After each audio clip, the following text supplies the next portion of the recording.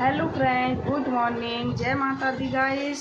आज है नवरात्र का 5वां दिन और मैं जा रही हूँ पूजा करने। आप लोगों के लिए ब्लॉग नहीं बना पाई क्योंकि मेरी दोनों लड़कियों की तबीयत ख़राब है, इसलिए तारा की भी और मन्नत की भी। तो गाइस मैं करने जा रही हूँ पूजा, तो बने रहिए आप मेरे ब्लॉग में तब तक के लिए। और किस किस ने पूजा कर ली है देखिए मेरी माता रानी।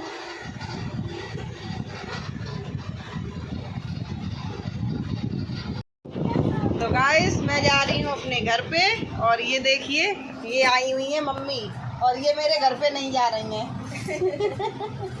मन्नत चले घर पे। और ये देखिए ये लेटी है तारा भवानी। मुँह इधर है। ये रहे आत्या, आजा। ये देखिए हम लोग जा रहे हैं। मन्नत देख आजा।